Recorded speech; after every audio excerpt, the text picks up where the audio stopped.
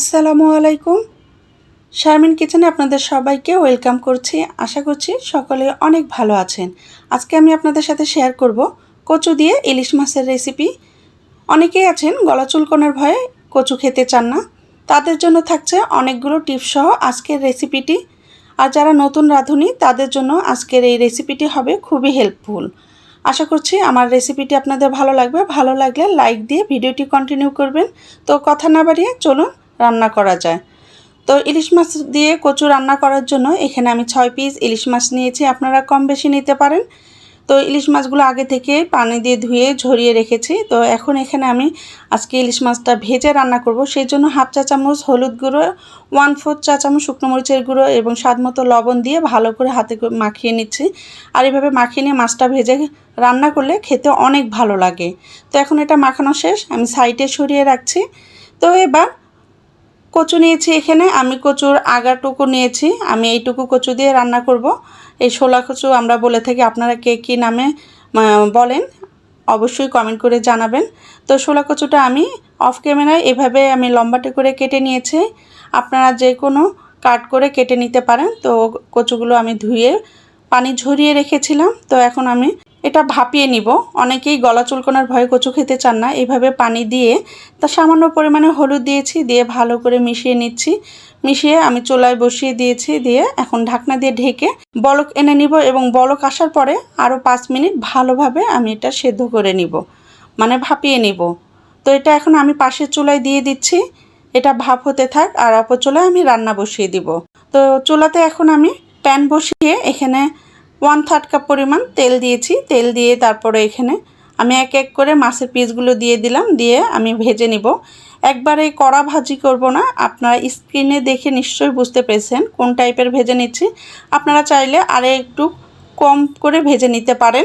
যখনই মাছগুলো এক পাশ লাল হয়ে গেছে উল্টিয়ে দিয়েছি, দিয়ে অপর পাশে একইভাবে ভেজে নিয়েছি এবং মাছগুলো ভাজা হয়ে গেছে। এখন একটি প্লেটে উঠিয়ে রেখেছি। রেখে সেই একই তেলে মিডিয়াম সাইজের 3টি পেঁয়াজ দিয়ে দিলাম। দিয়ে এখন ভেজে নিচ্ছি, জাস্ট একটু নরম করে ভেজে নিব। অনেকেই বলেন যে রান্নার পরে তরকারির রং কালচে হয়ে যায়। পেঁয়াজটা যদি বেশি ব্রাউন কালার করে ভাজা হয় তাহলে তরকারির রংটা কিন্তু নষ্ট হয়ে যায়। তো এবার এখানে আমি 1 চা চামচ রসুন বাটা, হাফ চা চামচ জিরা বাটা এবং 1 চা চামচ আদা বাটা দিয়েছি। দিয়ে এখন আমি ভেজে নিচ্ছি। এভাবে ভেজে নিলে কি হয়, মশলার গন্ধটা থাকে না। তো এখানে আমি 1 চা চামচ হলুদ গুঁড়ো, 1 টেবিল চামচ শুকনো মরিচের গুঁড়ো আর দিয়েছি স্বাদমতো লবণ। দিয়ে এবার ভালো করে মশলাগুলো একটু ভেজে নিয়েছি। ভেজে নিয়ে এবার আমি মশলাটা পুড়ে যেন না যায় সেই জন্য সামান্য পরিমাণের পানি দিয়ে দিচ্ছি। আর পানি এভাবে দিয়ে মশলা কষিয়ে নিলে মশলার কালারটাও অনেক সুন্দর হয় আর নিচে লেগেও যায় না। তো যাই হোক, মশলাটা এখন আমি ঢাকনা দিয়ে ঢেকে কষিয়ে নিব 2 থেকে 3 মিনিট সময় নিয়ে। তো এই তো মশলা কষানো হয়ে গিয়েছে, ঢাকনা খুলে নিলাম। একটু আমি নেড়ে দিচ্ছি, দেখুন মশলাগুলো কিন্তু একটু লেগে যায়নি। তো আমি একটু অফ ক্যামেরায় নেড়ে দিয়েছিলাম। তো যাই হোক, এখন মশলা কষানো হয়ে গিয়েছে। আর অলরেডি আমি আরও আগে কিন্তু কচু যে কেটে ভাপিয়ে রাখতে দিয়েছিলাম, সেই ভাপানো কচু পানি ঝরিয়ে রেখেছিলাম, সেই কচুটাই এখন আমি এখানে দিয়ে দিচ্ছি। দিয়ে ভালোভাবে মশলার সাথে মিশিয়ে নিচ্ছি, নিয়ে কষিয়ে নিব। রান্না তখনই ভালো টেস্ট আসে যখন রান্নাটা ভালোভাবে কষানো হয়। তো এখন এটা আমি ভালোভাবে মিশিয়ে ঢাকনা দিয়ে ঢেকে কষিয়ে নিব মিনিট 5। তো 5 মিনিট পরে ফিরে এলাম। দেখুন আমার কচুগুলো কিন্তু কষানো হয়ে গেছে। তো আমি আবারও নেড়ে দিচ্ছি আর আরেকটু আমি এভাবে ভেজে নিব, মানে কষিয়ে নিব আরও 1 মিনিটের মতো। কারণ কচুতে যে পানিটা থাকে এই পানিটা যেন না থাকে সেজন্য। তো আমি 1 মিনিটের মতো ভেজে নিয়েছি, ভাজা শেষ। তো এখন আমি এখানে অ্যাড করব গরম পানি। রান্নায় কিন্তু সব সময় গরম পানি ব্যবহার করার চেষ্টা করবেন। আর কচু সেহেতু ঠান্ডা পানি দিলে ছিটকে হয়ে যাবে, কচু কিন্তু সিদ্ধ হতে চাইবে না।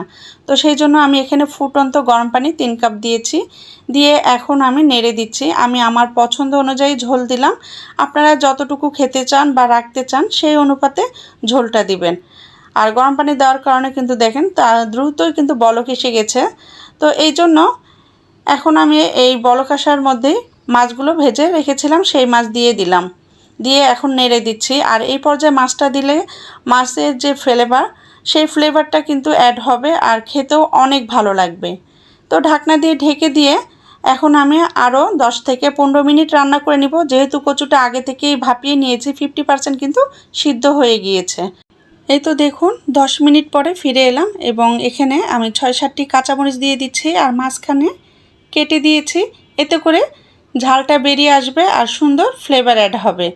এখন ঢাকনা দিয়ে ঢেকে আমি আরও 5 মিনিট রান্না করে নিব। এই মুহূর্তে যেসব আপু ভাই আমার ভিডিওটি দেখছেন কিন্তু লাইক দিতে ভুলে গিয়েছেন, প্লিজ একটি লাইক দিয়ে ভিডিওটি কন্টিনিউ করবেন আর টেনে টেনে না দেখে সম্পূর্ণ ভিডিও দেখার অনুরোধ রইল। আমি সবসময় আপনাদের সাথে সহজ রেসিপি শেয়ার করার চেষ্টা করেছি। তো এবার দেখুন আমি আরও 5 মিনিট পরে ফিরে এলাম। রান্নাটা কিন্তু প্রায় কমপ্লিট।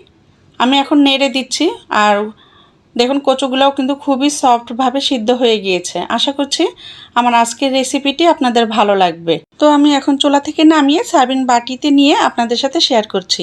তৈরি হয়ে গেল কচু দিয়ে ইলিশ মাছ রান্না। মাশাআল্লাহ, কালারটা দেখুন কত সুন্দর এসেছে আর খেতেও কিন্তু ভীষণ মজার হয়েছিল। এই মুহূর্তে যেসব আপুরা আমার চ্যানেলটি এই প্রথম ভিজিট করছেন, আমার রেসিপিটির যদি কোনো অংশ ভালো লেগে থাকে তাহলে প্লিজ আমাকে সাপোর্ট করবেন, একটি লাইক দিয়ে ভিডিওটি কন্টিনিউ করবেন আর বেশি ভালো লাগলে চ্যানেলটি সাবস্ক্রাইব করে পাশেই থাকবেন, ফ্রেন্ড অ্যান্ড ফ্যামিলির সাথে শেয়ার করবেন। আমি সবসময় চেষ্টা করি খুবই সহজভাবে রেসিপিটি শেয়ার করার জন্য। আশা করছি আমার আজকের রেসিপিটি আপনাদের ভালো লেগেছে। ভালো লাগলে অবশ্যই বাসায় ট্রাই করবেন এবং কমেন্ট করে জানাবেন কেমন লেগেছে। আপনাদের একটি লাইক এবং কমেন্ট আমাকে পরবর্তী কন্টেন্ট তৈরি করতে অনেক বেশি উৎসাহিত করে। ভালো থাকবেন, সুস্থ থাকবেন। পরবর্তী ভিডিও দেখার আমন্ত্রণ জানিয়ে আজকের মতো এখানে বিদায় নিচ্ছি। আল্লাহ হাফিজ। আসসালামু আলাইকুম।